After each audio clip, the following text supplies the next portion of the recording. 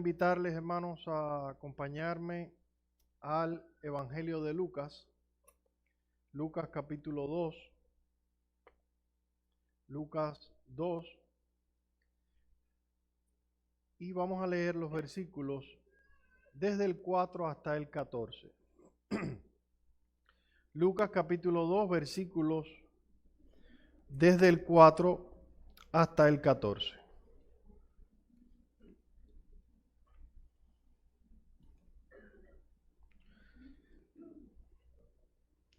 Dice así esta porción de las Escrituras.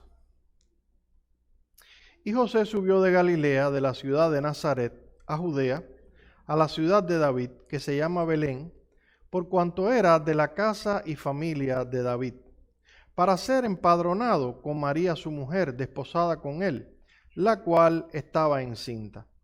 Y aconteció que estando ellos allí, se cumplieron los días de su alumbramiento, y dio a luz a su hijo primogénito, y lo envolvió en pañales y lo acostó en un pesebre, porque no había lugar para ellos en el mesón. Había pastores en la misma región que velaban y guardaban las vigilias de la noche sobre su rebaño. Y aquí se les presentó un ángel del Señor, y la gloria del Señor los rodeó de resplandor, y tuvieron gran temor. Pero el ángel les dijo: no temáis, porque aquí que os doy nuevas de gran gozo, que será para todo el pueblo, que os ha nacido hoy en la ciudad de David un Salvador, que es Cristo el Señor. Esto os servirá de señal: hallaréis al niño envuelto en pañales, acostado en un pesebre. Y repentinamente apareció con el ángel una multitud de huestes celestiales que alababan a Dios y decían: gloria a Dios en las alturas y en la tierra paz, buena voluntad para con los hombres. Vamos a orar, hermanos.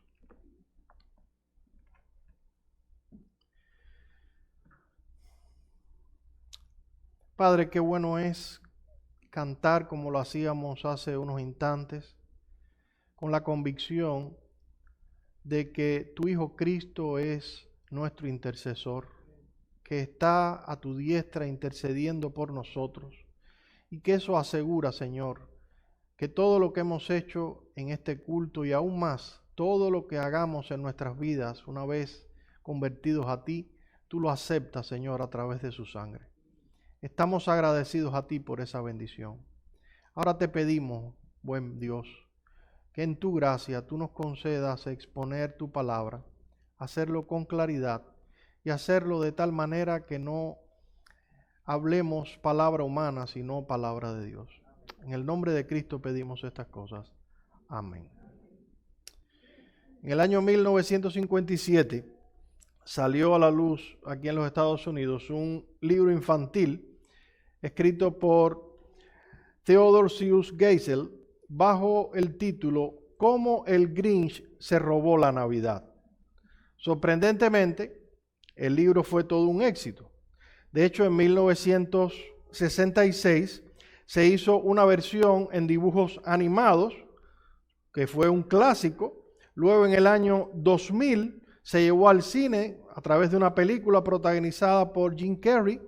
Y en el 2018 se hizo una versión animada con tecnología moderna, entre otros intentos de darle publicidad a este personaje que se han hecho tanto en el cine como en la televisión.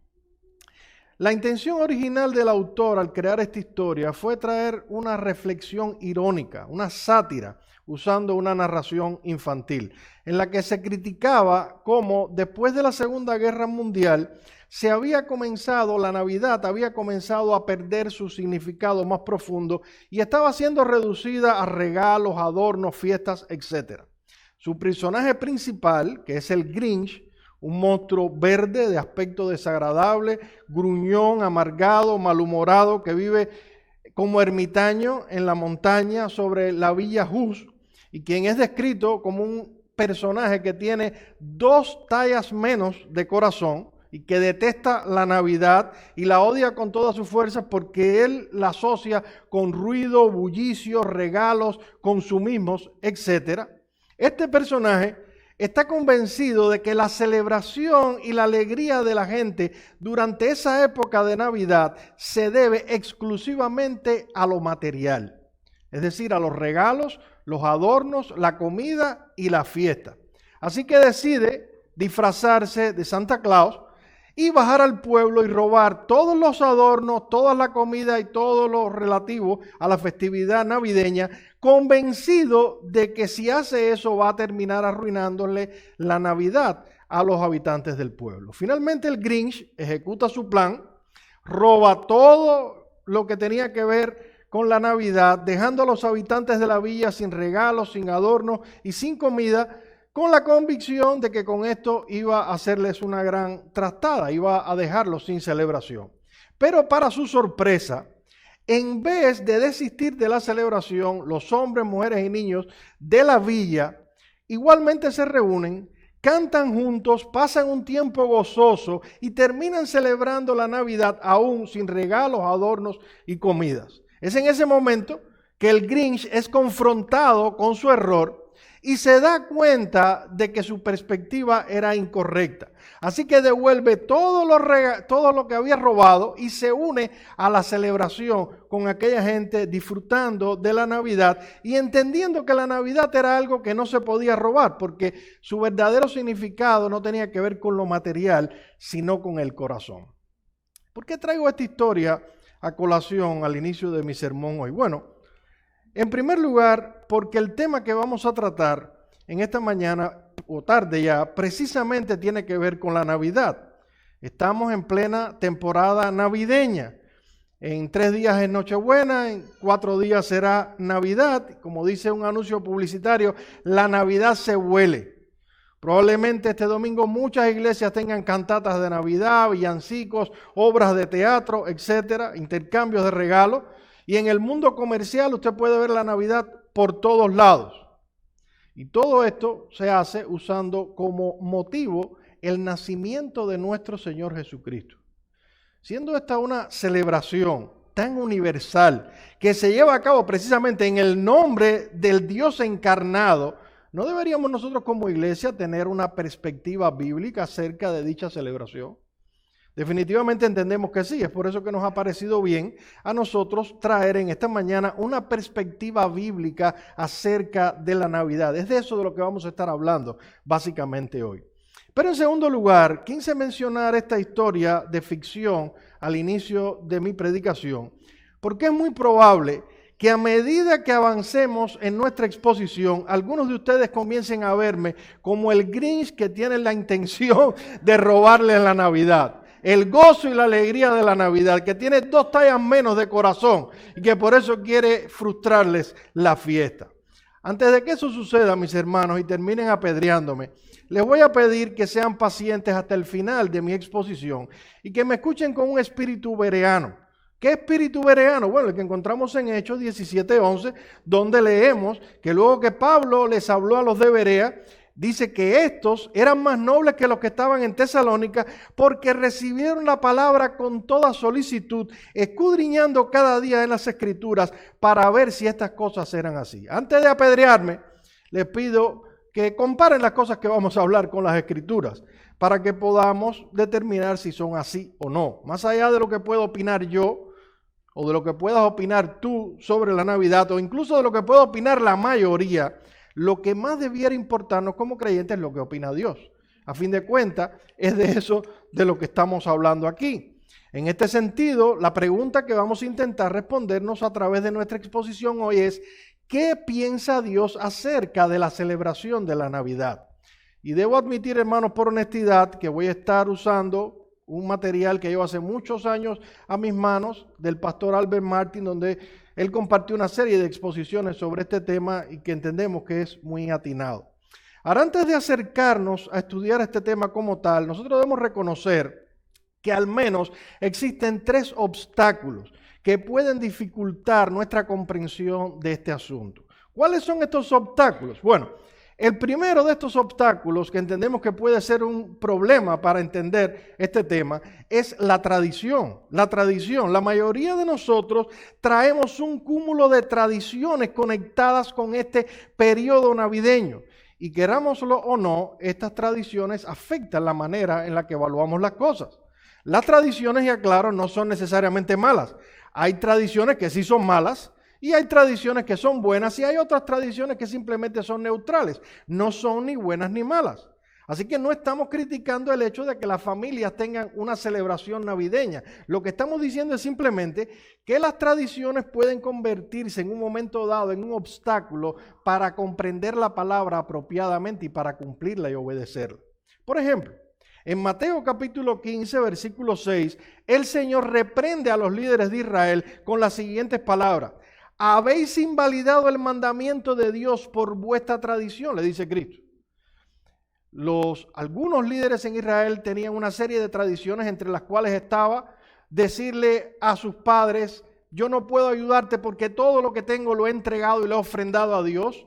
Pero al hacer esto, ellos se olvidaban del mandamiento de honrar a padre y a madre, que implica un compromiso obvio con un sustento económico apropiado. Y el asunto, hermanos, es que cuando las tradiciones cobran tanta importancia en nosotros, a menudo no nos dejan ver con claridad lo que la palabra de Dios exige de nosotros. Yo no digo que sea necesariamente así, con todos los que estamos aquí, pero podría ser que la fuerte tradición que tenemos algunos con respecto a la Navidad no nos deje ver con claridad lo que la Biblia enseña con respecto a este asunto. El segundo obstáculo que entendemos que debemos enfrentar al tratar este tema es el de las emociones y los sentimientos. La Navidad es una época que particularmente evoca diversas emociones y diversos sentimientos. En la mayoría de nosotros, la Navidad evoca un ambiente y un tiempo bueno familiar. Quizás amigos, hermanos, parientes que no vemos se reúnen en Navidad o nos reunimos en Navidad. Los hijos que andan lejos vienen y se reúnen y están con nosotros. Pasamos buen tiempo en familia. Recordamos incluso seres queridos que ya no están con nosotros. Y obviamente todo eso genera un cúmulo de emociones que hace a veces que nuestro juicio no sea del todo sensato. Pensar con el corazón nunca es la mejor opción. La Biblia dice que el corazón es engañoso más que todas las cosas. Así que cualquier cosa que nosotros analicemos, filtrándolo por nuestras emociones, generalmente no vamos a tener un juicio objetivo. Ahora, todavía hay un tercer obstáculo que creo que es aún más fuerte que los demás a la hora de evaluar esto con imparcialidad, y me refiero a la presión cultural. Hermanos, si de algo no podemos librarnos los que vivimos en el mundo occidental, y de manera particular los que vivimos en este país, en Estados Unidos, es de la presión cultural de la Navidad. Si usted vive en este país, la Navidad lo va a envolver, quiera usted o no lo quiera. Justo al día siguiente de Acción de Gracia, mi esposa y yo salimos a conseguir algo que tenía que ver todavía con Acción de Gracia. Estábamos un poco atrasados ya. Pero a nosotros se nos olvidó que aquí en la noche de Thanksgiving en las tiendas ocurre una cosa como por arte de magia.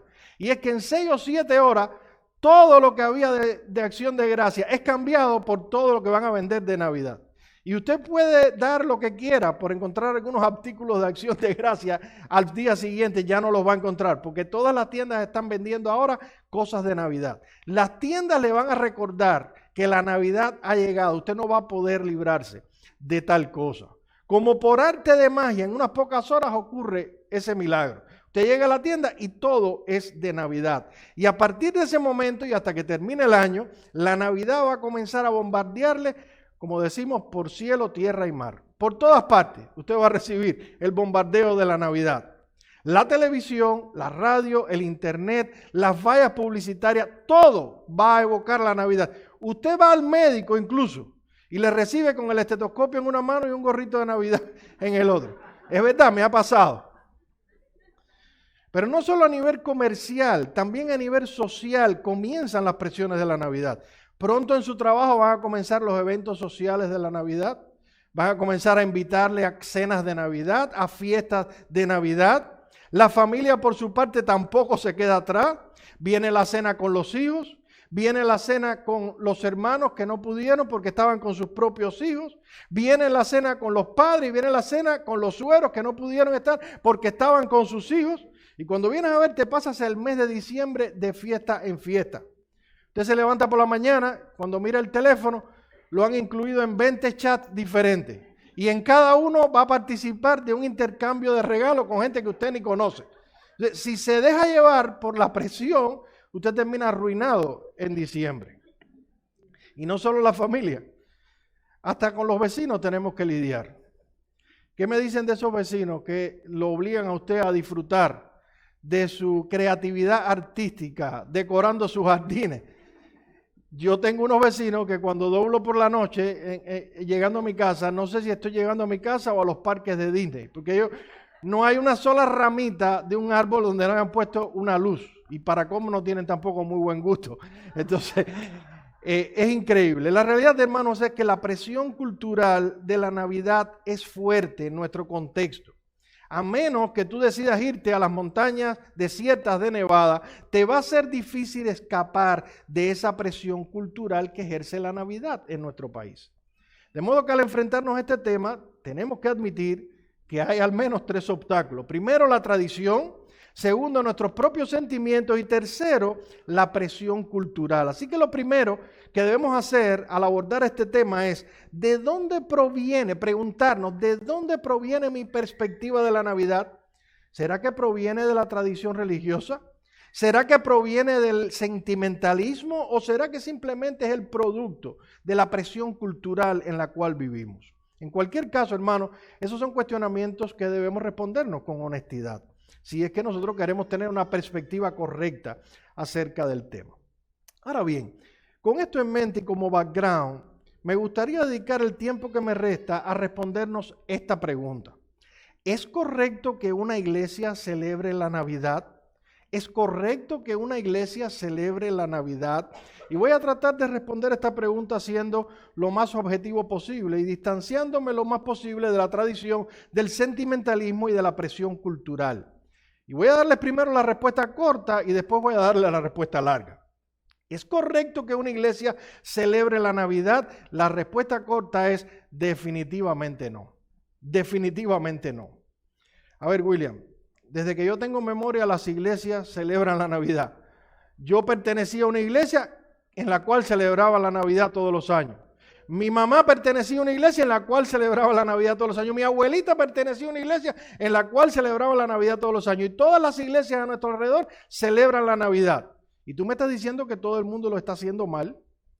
Mi hermano, yo siento mucho si tu respuesta o si mi respuesta rompe con tu tradición evangélica y con tu historia familiar. Ya dijimos que la tradición puede ser un obstáculo a veces para lidiar con ciertos temas. Es verdad que todas o casi todas, para no ser exclusivistas, casi todas las iglesias alrededor de nosotros celebran la Navidad. Pero el hecho, hermanos, es que lo que está mal hecho, aunque todos lo hagan, sigue estando mal hecho. Y que una iglesia dedique un espacio dentro de sus actividades regulares a celebrar la Navidad, tenemos la convicción como pastores de que no es correcto. Ahora ya te di la respuesta corta, déjame darte la respuesta larga para convencerte de que esto no es una opinión caprichosa, extremista o sectaria de un grupo de pastores recalcitrantes.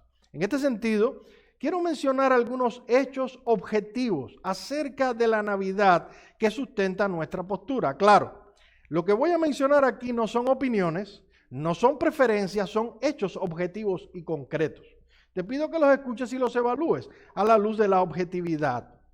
El primero de estos hechos, en primer lugar, hermanos, es que no existe ningún mandamiento, principio o precepto en las Escrituras que nos indique que la iglesia debe celebrar la Navidad.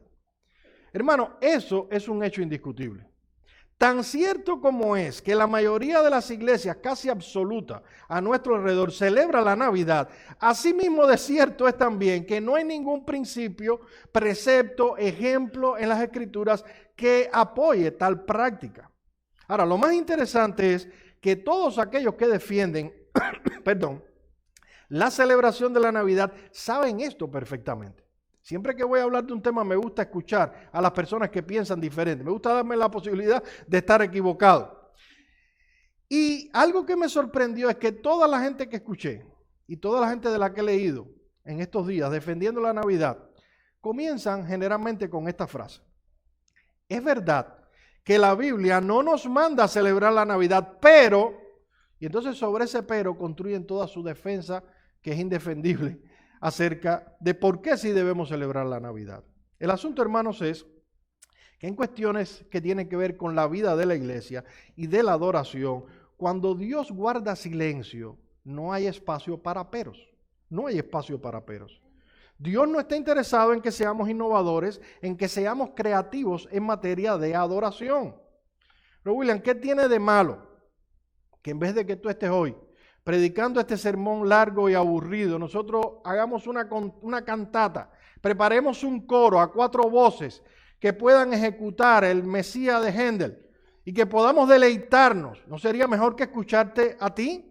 ¿O qué tendría de malo que en vez de tener nuestro culto regular, hacer lo mismo que hacemos todos los domingos, disfracemos a unos niños de José, de María y que canten en mi burrito sabanero voy camino de Belén? ¿Qué tendría eso de malo? Sería hasta tierno que lo hiciéramos. Mi hermano, tiene de malo algo.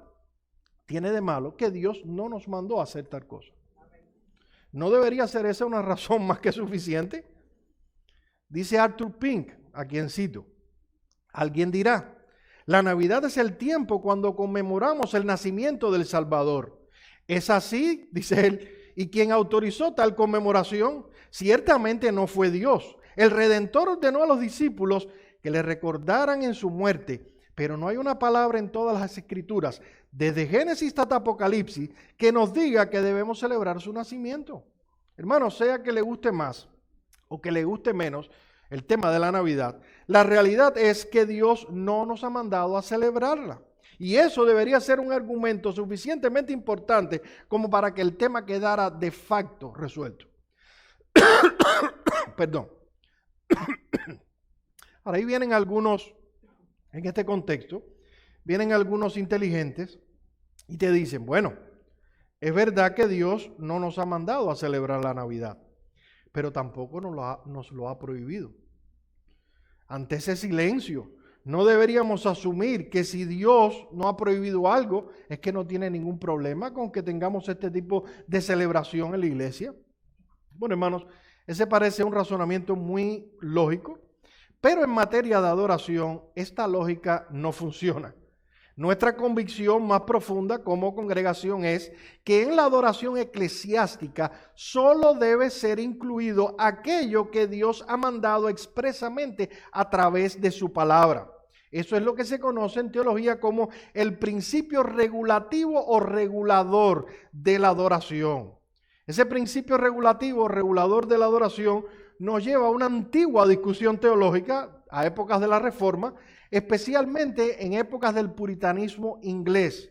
En esa época habían 3 perspectivas específicas con respecto a la adoración. Estaba la perspectiva católico-romana, estaba la perspectiva anglicana y estaba la perspectiva puritana. Los católicos creían, y todavía creen, en lo que se conoce como el principio inventivo de la adoración. Dicho en otras palabras, los católicos entienden que ellos tienen la autoridad para inventar o crear maneras, ritos de adoración, siempre y cuando estén aprobados por la Santa Sede, es decir, por la sede papal en Roma. Recuerden que para los católicos existen 2 fuentes de autoridad. Por un lado la Biblia y por otro lado la tradición apostólica que viene dada a través de una sucesión de papas. Por eso cuando el papa habla es cátedra, él está hablando de manera infalible, o por lo menos eso enseñan los católicos.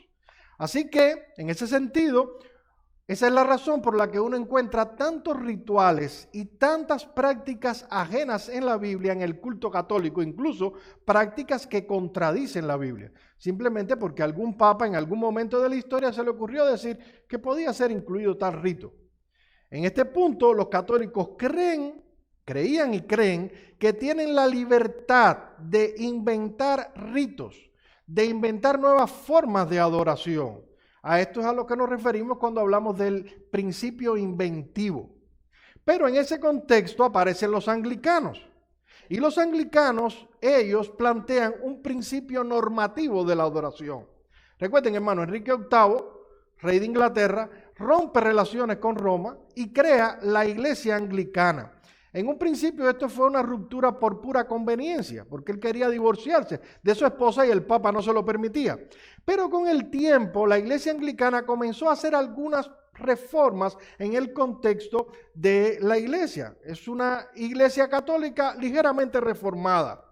Y en ese intento de reforma, los anglicanos dijeron, tenemos libertad de introducir nuevos elementos en la adoración, siempre y cuando esos elementos no estén prohibidos en la Biblia. Escuchen los artículos, el artículo 20 de los 39 artículos de la Iglesia Anglicana, que es una especie de confesión de fe. Dice así,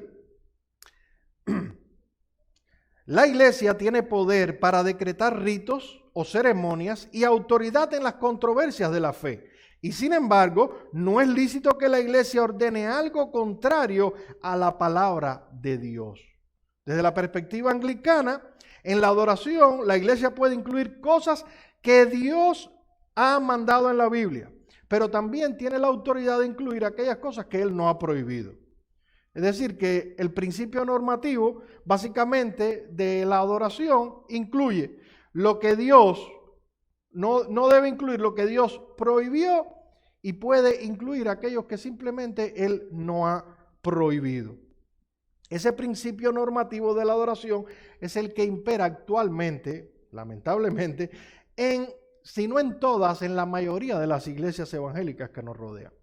Por ejemplo, hermano, si usted le dice a una iglesia evangélica hoy en día, vamos a colocar una imagen de la Virgen María aquí al frente y vamos a arrodillarnos y pedirle a la Virgen María, evidentemente los evangélicos le van a decir, no, porque la Biblia dice que no te harás imagen ni te arrodillarás delante de ella. Y obviamente van a rechazar la idea. En cambio, si usted le dice, vamos a hacer una obra de teatro de Navidad el domingo, o vamos a sustituir el sermón por un concierto de villancicos navideños, la mayoría de las iglesias no tendrán ningún problema. ¿Y por qué no tendrán ningún problema? Porque creen en el principio normativo de la adoración.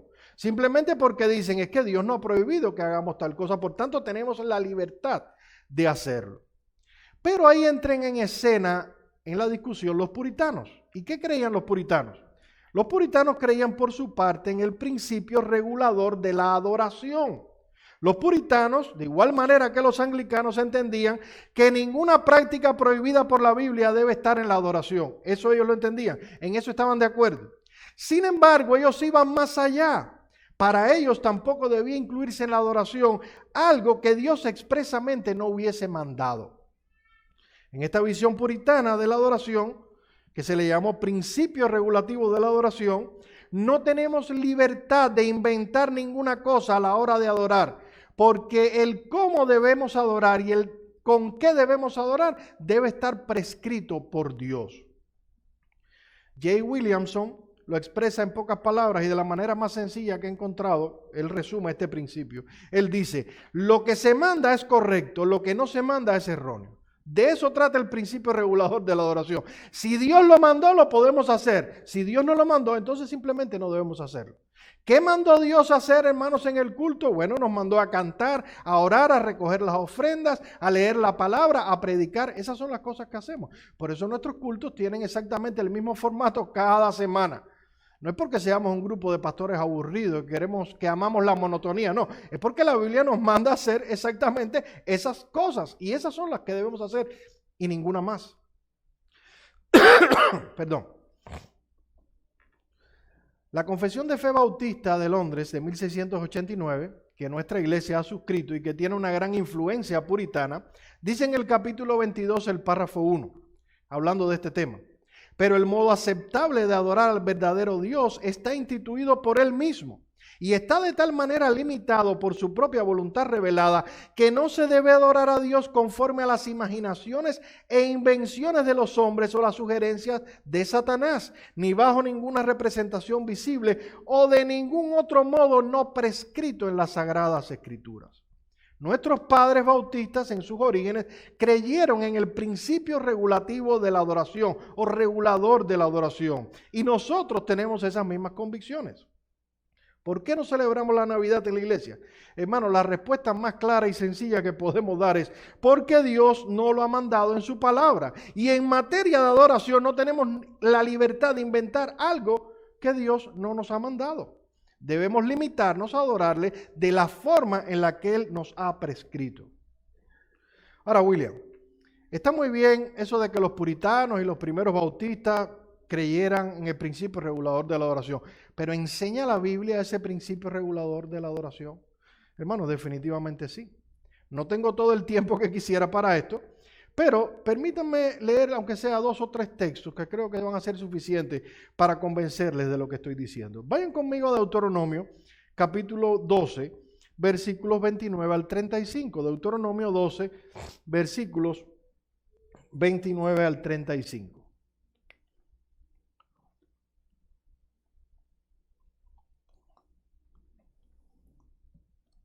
Noten allí lo que dice Dios a Moisés. Cuando Jehová tu Dios haya destruido de delante de ti las naciones a donde tú vas a poseerlas y las heredes y habites en su tierra, guárdate que no tropieces yendo en pos de ellas, después que sean destruidas delante de ti. No preguntes acerca de sus dioses diciendo, de la manera en que servían, literalmente ahí es adoraban aquellas naciones a sus dioses, yo también las serviré. No harás así a Jehová tu Dios, porque toda cosa abominable que Jehová aborrece hicieron ellos a sus dioses, pues aún a sus hijos y a sus hijas quemaban en el fuego a sus dioses. Cuidarás de hacer todo lo que yo te mando. Y noten, no añadirás a ello, ni de ello quitarás. Dios le dice a su pueblo, cuando llegues al lugar a donde vas, trata de hacer las cosas exactamente como yo te las mando a hacer. No te preocupes cómo lo hace todo el mundo. Trata de hacer lo que yo te digo.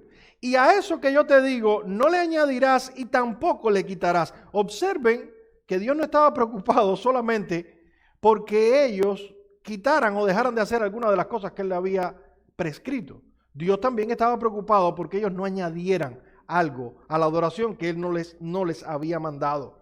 No le quitarás, pero tampoco le añadirás a ellos.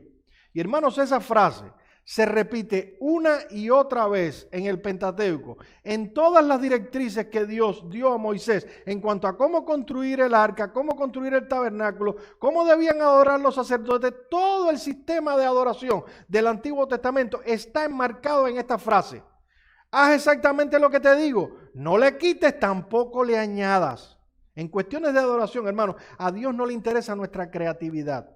Dios no quiere que seamos originales ni inventemos nada. Él lo inventó todo. Lo que debemos simplemente es obedecer y seguir sus normas. Otro texto muy gráfico en este sentido es el que nos narra la conocida historia de Nadab y Abiú. ¿Recuerdan esta historia? Vayan conmigo por favor a Levítico capítulo 10, versículos 1 y 2. Levítico capítulo 10, versículos 1 y 2. Dice allí la palabra.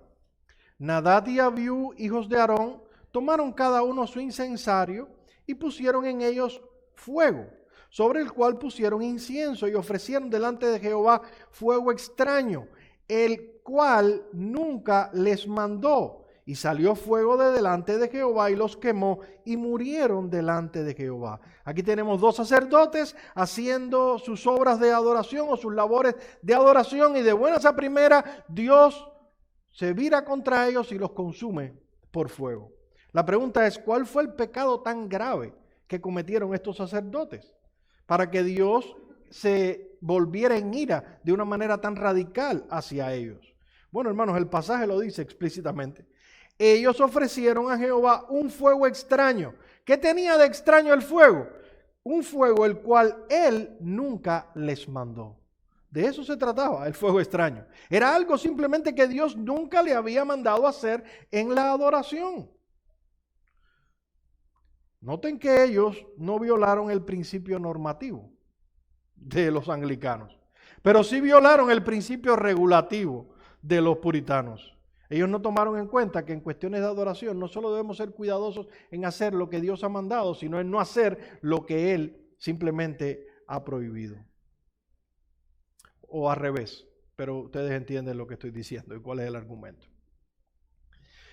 Hermano, lo que hacemos en nuestra adoración debe estar regulado por la palabra y solo por la palabra. Por eso hacemos exactamente lo mismo cada domingo en nuestros cultos de adoración.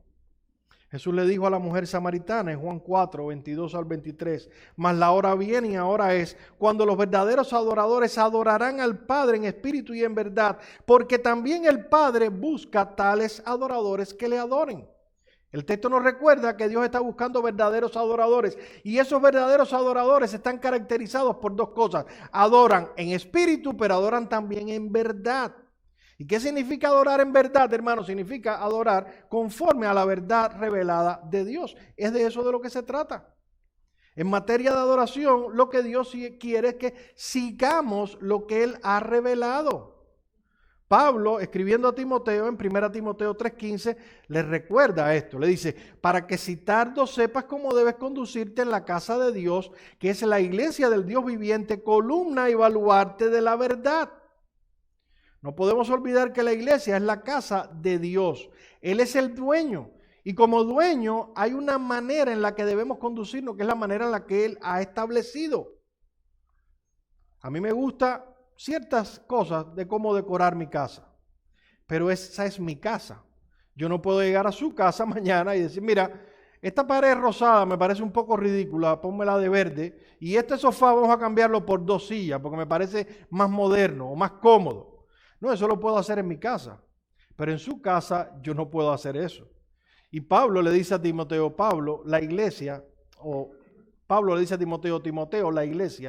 la iglesia no es tu casa, la iglesia no es la casa de los pastores, la iglesia no es la casa de los hermanos, la iglesia es la casa del Dios viviente. Y ese Dios viviente ha establecido una manera en la cual deben hacerse las cosas en ese lugar.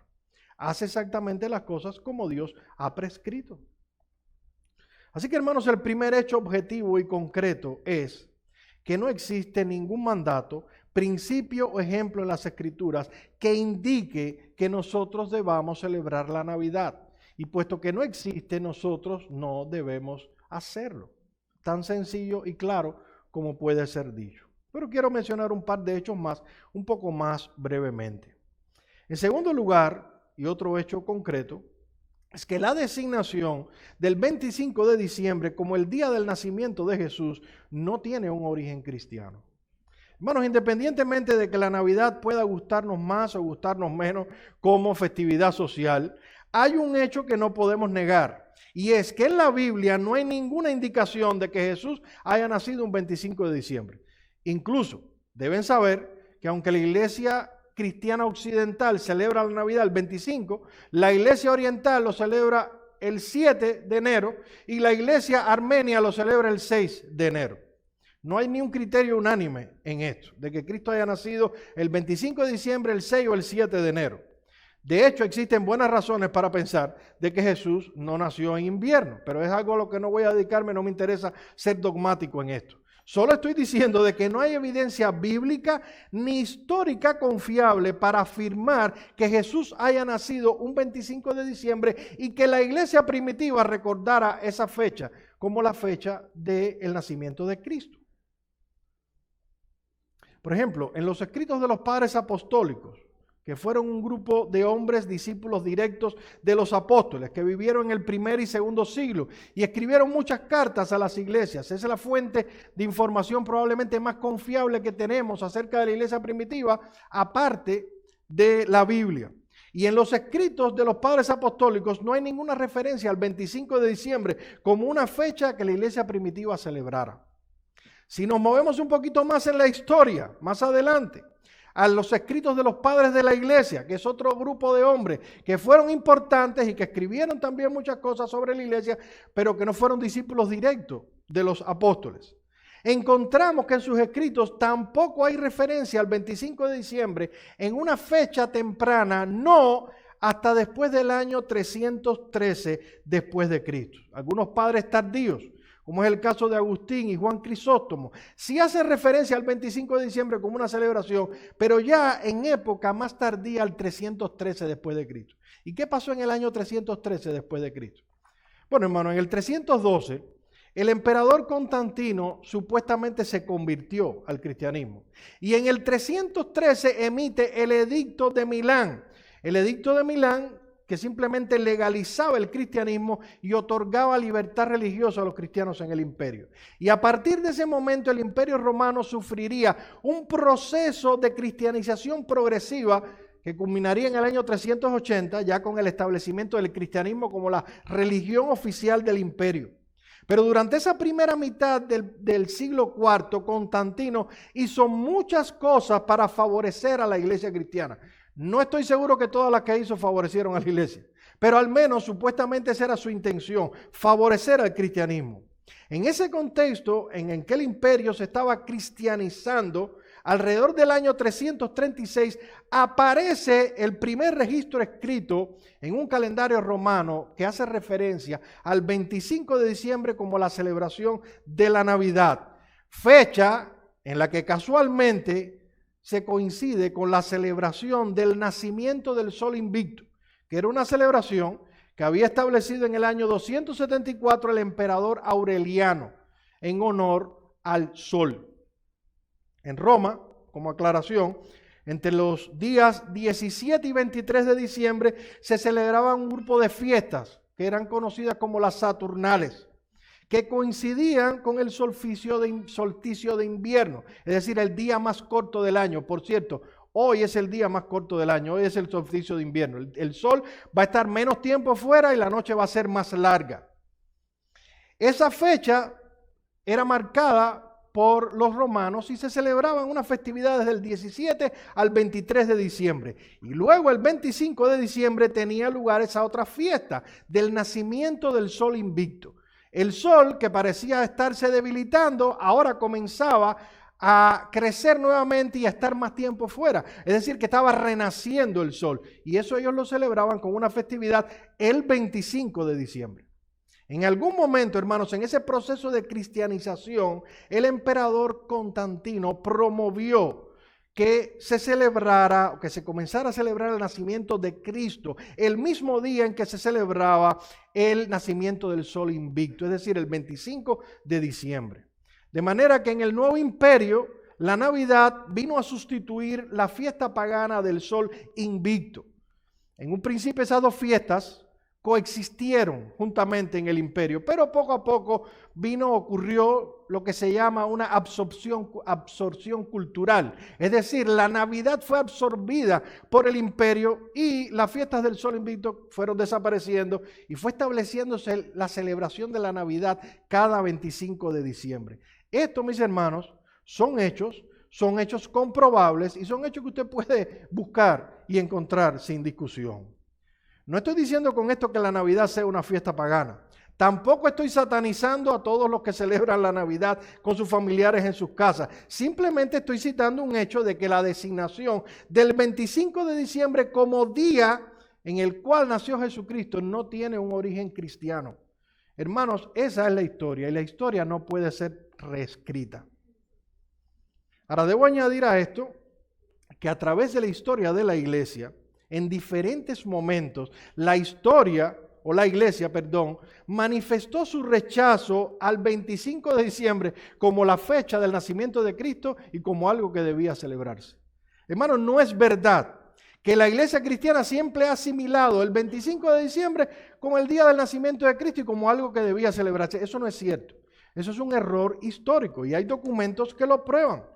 Por solo citar algunos, por ejemplo, John Knox y sus colegas incluyeron una declaración en el libro primero de la disciplina de la Iglesia de Escocia, una declaración que termina así, dice ahí: el guardar ciertos días santos ordenados por los hombres, como aquellos que los papistas han inventado, como fiestas de los apóstoles, de los mártires, de las vírgenes y de la Navidad y otras fiestas, cosas en las que ellos no tienen potestad ni convicción a la luz de las Escrituras, nosotros juzgamos que deben ser abolidas en este reino absolutamente, afirmando más allá que los defensores obstinados y los maestros de tales abominaciones no han de escapar del castigo del magistrado civil. Knox llama a la Navidad un invento papista, una abominación, incluso anima a enjuiciar civilmente a aquellos que la celebraron.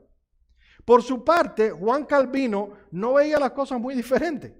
En Ginebra, en tiempo de la Reforma, usted podía ser multado y hasta sufrir la cárcel por celebrar la Navidad. De hecho, hermano, Entre el año 1550 y el año 1700, 150 años, la Navidad estuvo prohibida en Ginebra. No se celebró la Navidad, era prohibido.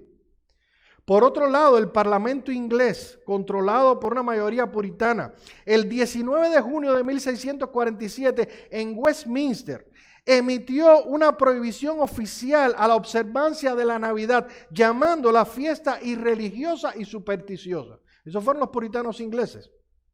De la misma manera, los puritanos que vinieron a América promovieron leyes parecidas. En la temprana Nueva Inglaterra se trabajó arduamente hasta que el 25 de diciembre de 1620 se abandonó la observancia de la Navidad por considerarla no bíblica.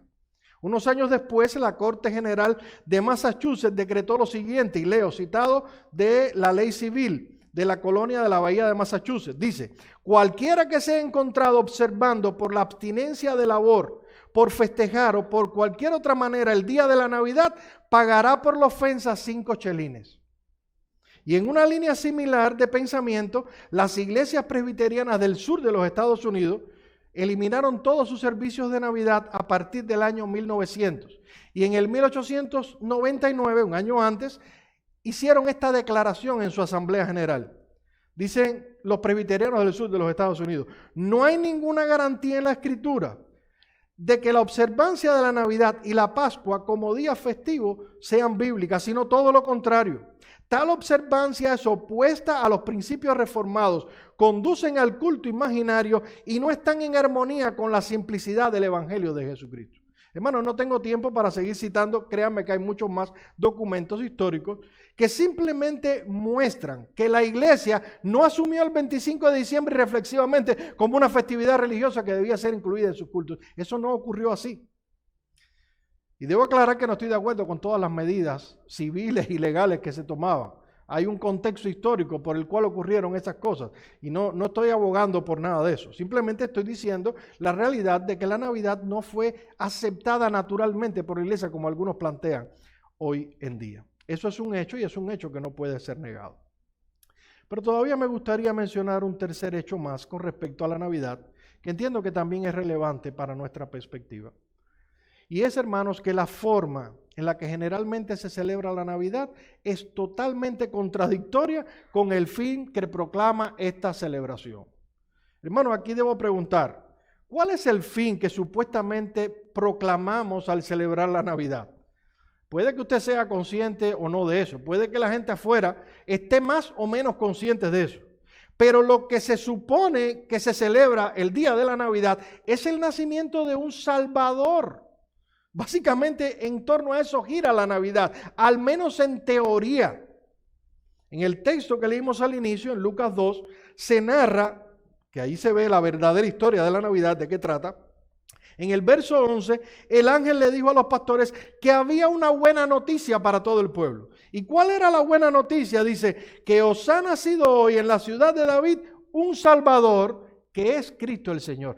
Es de eso de lo que trata la Navidad. De paso, si usted está aquí de visita y nos está viendo hablar de la Navidad, olvídese de todo lo demás que he dicho. Es de esto de lo que trata la Navidad. Que Cristo envió, o Dios envió a su Hijo Cristo al mundo para salvar a los pecadores. Ese es el mensaje real de la Navidad. Esto es lo que supuestamente importa en la Navidad, la llegada de un Salvador, un Dios 3 veces santo y sublime, haciéndose hombre para salvar a los hombres, a los seres humanos, de sus putrefactos pecados. Sin embargo, paradójicamente a esto, en el periodo de la Navidad, es donde el mundo parece estar menos preocupado que en todo el año con respecto a sus pecados. Hermano, la Navidad es donde damos riendas sueltas a los pecados sin restricción alguna. En Navidad parece que hubiese una licencia especial para pecar.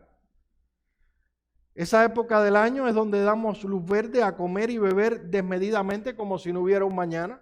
Si le preguntas a alguien, ¿y cómo va tu dieta en Navidad? Te va a decir, empezamos el día 1 de enero. Y con la bebida ocurre lo mismo. Estadísticamente se reporta un incremento de un 12 a un 15% del índice de accidentalidad entre los días 23 y 26 de diciembre de cada año. Y el 85% de todos esos accidentes están vinculados con el abuso del alcohol, el uso desmedido del alcohol. El eslogan navideño es: comamos y bebamos que mañana moriremos. Es así. ¿Y qué podemos decir del materialismo y de la codicia que nos envuelve en esos días? Entre las publicidades, los regalos que le hacemos a otros y los que nos hacemos a nosotros mismos, porque no nos vamos a quedar atrás, ¿verdad? Si vamos a regalarle a otros, también vamos a regalarnos a nosotros mismos. Entre una cosa y otra terminamos gastando compulsiva y irresponsablemente un dinero que no deberíamos gastar. Y todo porque estamos en Navidad. Creo que lo he mencionado antes, pero me encanta cómo Sinclair Ferguson describe la Navidad citando a otro autor. Dice él: ¿habrá otro aspecto de la Navidad más pervertido que este? Gastamos dinero que no tenemos, comprando regalos que otros no necesitan, con el propósito de impresionar a personas que no nos caen bien. Hermano, eso es lo que hacemos en Navidad. Estamos gastando dinero que no tenemos, comprándole regalos que gente no necesita y que para colmo no nos caen bien. Seamos honestos, hermanos, la Navidad se ha convertido en una celebración pervertidamente materialista. ¿De verdad podemos encontrar a Cristo en medio de esta celebración en algún lugar? Honestamente no lo creo. Al principio yo mencionaba la historia del Grinch, que quería robarse los regalos y los adornos del pueblo, porque estaba convencido de que si se los llevaba iba a frustrarle la fiesta de Navidad a los del pueblo. En la historia real, el Grinch se roba los adornos, se roba la comida, se roba los regalos, y sin embargo el pueblo disfruta de la Navidad con toda felicidad como si no pasara nada. Eso es una historia como un cuento de hadas, con un final feliz. Mientras pensaba en esta narración, yo me preguntaba: ¿y si el Grinch apareciera de verdad y se llevara todos los adornos, la comida, la bebida, los regalos? ¿De verdad celebraríamos la Navidad con el mismo entusiasmo? ¿De verdad el mundo celebraría la Navidad sin todas esas cosas? La pregunta es: ¿qué es lo que celebraría? Porque para el mundo la Navidad es simplemente comida, regalo, bebida y adornos. Simplemente es eso. No tendrían nada que celebrar. Tristemente, hermanos, aunque la Navidad se celebra en nombre de Jesús, lo cierto es que Jesús no es más que una buena excusa. Simplemente es una buena excusa. Sinclair Ferguson, en un artículo que escribió para una revista hace ya muchos años, titulado Santa Cristo, él relata una anécdota que creía apropiada para leer y ya casi estoy terminando. Dice él: tomé de la mano a mi hijo pequeño. Eso fue hace ya más de 2 décadas. Cuando entramos a una tienda de una pequeña isla remota escocesa en la que fui designado como pastor. Era la semana de Navidad. La tienda estaba brillantemente decorada y un aire general de emoción estaba en el ambiente. Inesperadamente, el dedo índice de mi hijo señaló a un gran Santa Claus de cartón y preguntó: papi, ¿quién es ese hombre que luce tan cómico? El asombro se dispersó por los rostros de los clientes que se habían conglomerado allí. Las miradas acusadoras se dirigieron a mí. ¡Qué vergüenza! El hijo del ministro ni siquiera conoce a Santa Claus. ¿Cuál será la probabilidad entonces de que podamos escuchar las buenas noticias en su predicación durante este tiempo festivo?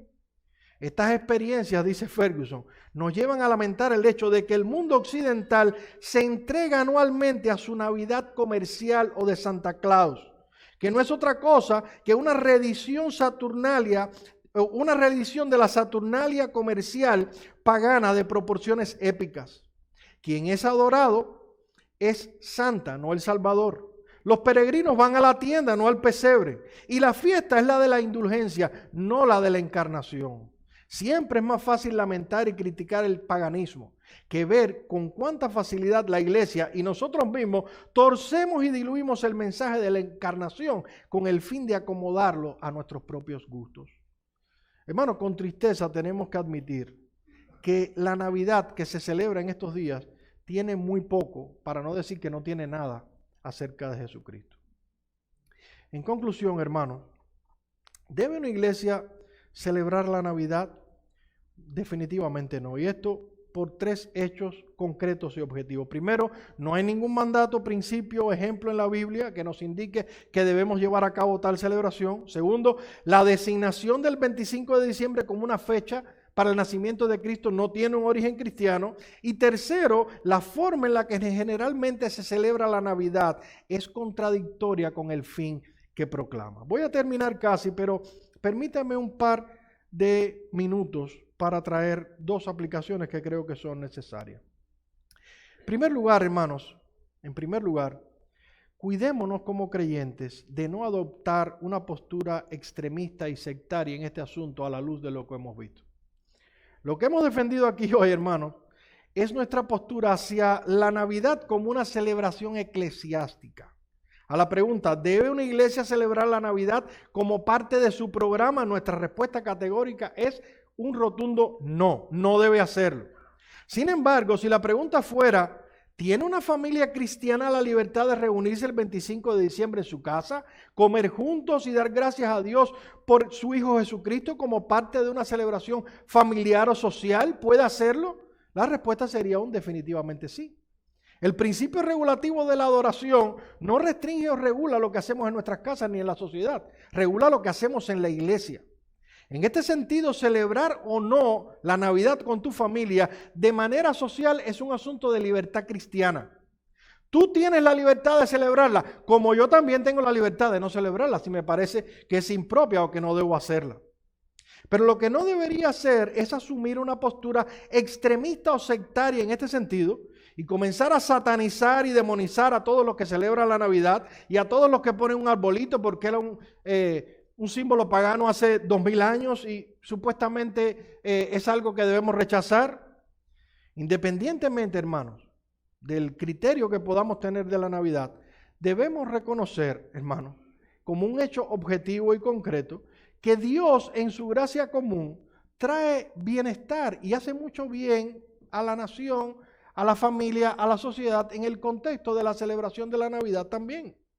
Por ejemplo, muchas familias que no se ven en todo el año se reúnen en Navidad y pasan un tiempo juntos. Padres con hijos, hermanos con hermanas, incluso algunos liman sus diferencias y que no se hablan en todo el año y vienen y se reúnen en Navidad y se reconcilian y pasan un buen tiempo juntos y dejan a un lado los desacuerdos. Por otro lado, tenemos familiares inconversos que ese día comemos con ellos y de manera natural podemos hablarle del Evangelio sin que su oído esté del todo cerrado para tal cosa. Generalmente hay menos reticencia a escuchar de la Biblia en ese contexto. En otro orden y a nivel social también se permite, Dios en su gracia común permite que se haga mucho bien. Se reparten alimentos a familias de bajos recursos, se recogen regalos para niños huérfanos, se le concede privilegio a los presos. Incluso ha habido momentos en la historia donde se han paralizado guerras. Varias veces ha ocurrido esto. El día de Navidad han hecho un alto al fuego, simplemente porque es Navidad. Todo esto y mucho más es parte de la gracia común de Dios que le permite al hombre no ser todo lo malo que pudiera ser y realizar este tipo de bien relativo, bien social.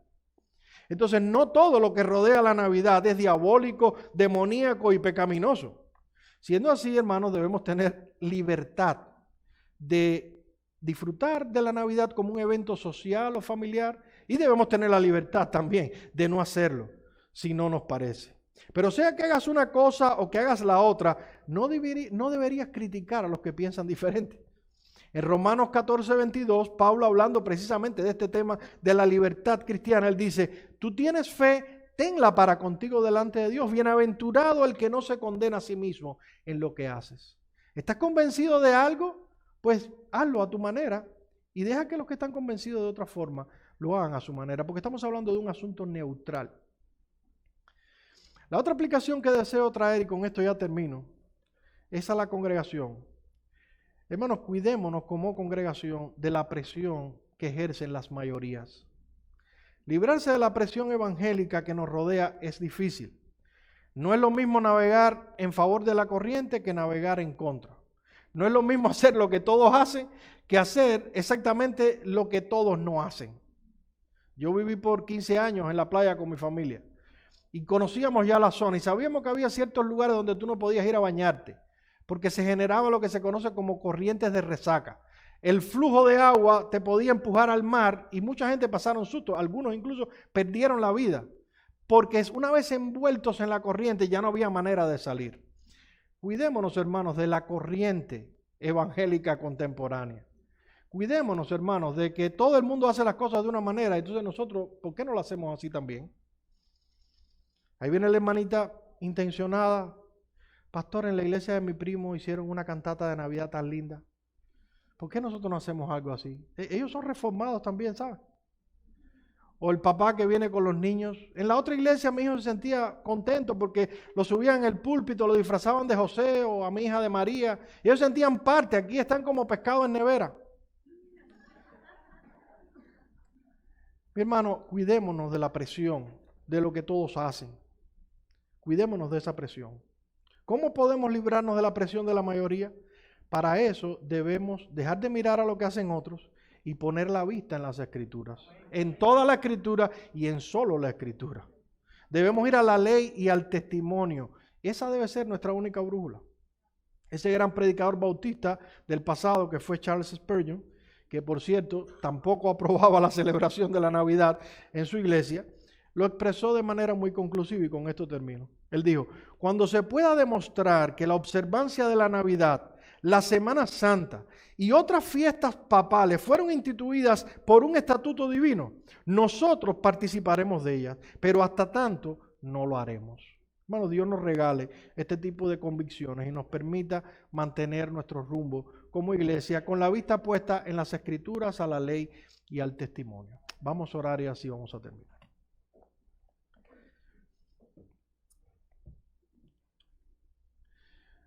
Padre, te damos gracias ahora, en primer lugar, por la Navidad, no por esta celebración pagana que el mundo realiza en estos días, sino por la verdadera Navidad, por haber enviado a tu Hijo al mundo a morir por nuestros pecados. Gracias porque esto hizo toda la diferencia para nosotros. Señor, gracias porque nos rescataste de nuestra inmundicia, nos rescataste de nuestra podredumbre. Y el justo llevó el pecado de los injustos. Y gracias a eso nosotros podemos hoy disfrutar de plena y completa comunión contigo. Te alabamos y te adoramos por esto. Y con respecto a las cosas que hemos visto, Señor, te pedimos que tú nos des, en primer lugar, compromiso con tu palabra. Que nos permita, Señor, el deseo y el propósito de agradarte y obedecerte a ti en todas las cosas. Y también que nos des, Señor, una mente equilibrada, una mente misericordiosa hacia aquellos que piensan diferente, que nos ayudes a ser también compasivos y que nos ayudes a ver, Señor, las oportunidades también para testificar de tu gracia en este tiempo. Concédenos, Señor, estas cosas. Te las pedimos en el nombre de Jesucristo.